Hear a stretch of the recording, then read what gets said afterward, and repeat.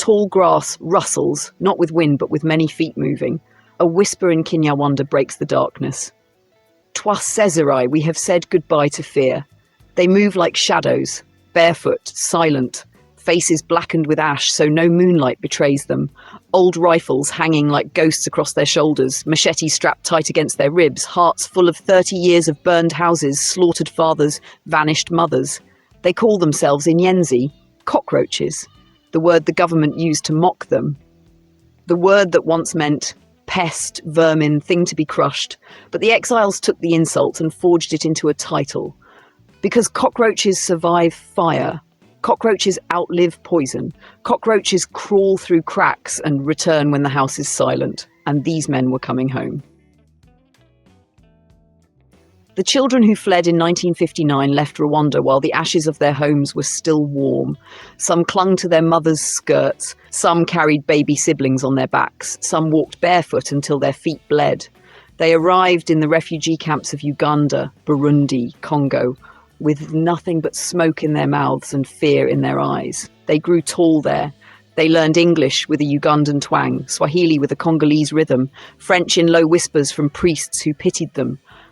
They did not learn belonging. Governments told them, you can live here but not too well. You can stay but do not rise. You can survive but you cannot grow. Not allowed to own land, not allowed to pursue higher studies, not allowed to dream beyond a fence. And they were never, not for a single day, allowed to forget why they were there. Around campfires at night, they sang the old songs of Rwanda, songs about cattle, hills and rain. Songs most of them had never heard on Rwandan soil. They built the image of Rwanda from stories, photographs, and the tears of their parents. And then they carved a promise into their hearts. We will go back. If we must go back as ghosts, we will. The first raids were small, almost symbolic. 1961, 1962.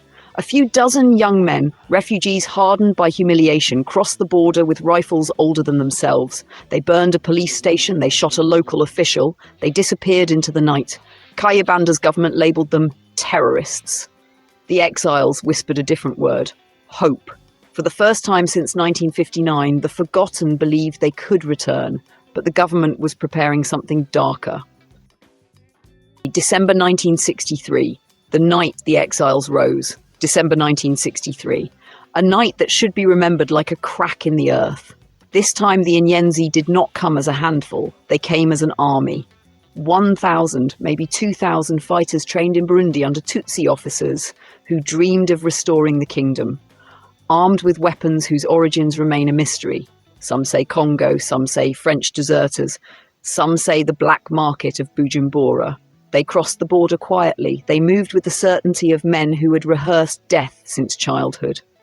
Overnight, they took the military camp at Gako. They captured the Nyabarongo Bridge. They advanced until they were less than 20 kilometers from Kigali. At dawn, the capital trembled. People in Kigali heard gunfire drifting on the wind and whispered, Ituje? They have come. For one morning, power shifted. The government panicked, but Rwanda had allies now. Belgium, France, Zaire. Planes roared in, paratroopers dropped. The ground shook with foreign boots. The Inyenzi were encircled, hunted, crushed. Only a handful returned alive. Most were swallowed by the earth they tried to reclaim. Now before, the government's revenge, the killing of 1963-64. After the battle, the killing began. Not against the fighters, against the civilians. Kayibanda's men moved through villages with the old colonial identity cards. Tutsi stepped forward. They did not ask who raided. They did not ask who supported the fighters. They did not pretend to care. They killed. The educated, the tall, the ones with cattle. The ones who looked like the wrong ancestors. The ones whose identity card carried the wrong word. In Gikongoro alone, 10,000 were murdered in weeks. Corpses were thrown into the Nyabarongo River until the current slowed.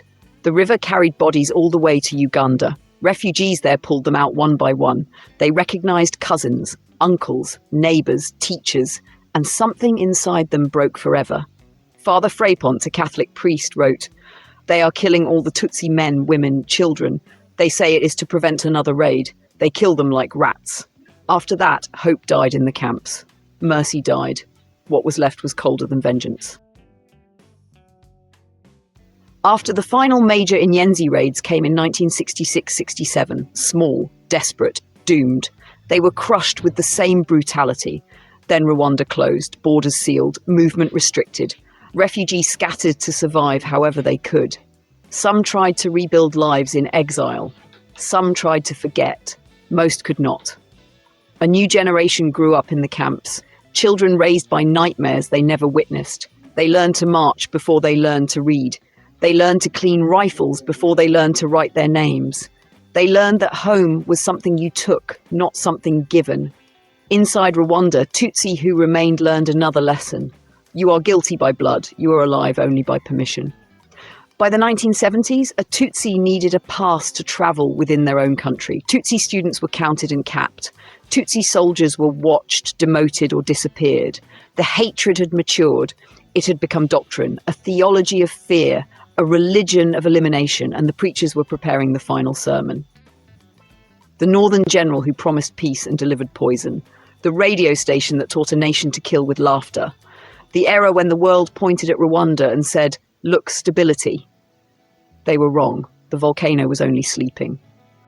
Subscribe, because the cockroaches did not die. They burrowed deeper. And in 1990, they emerged with a new name, RPF. This time, they did not come to raid. They came to return or die trying. The road to hell was already paved.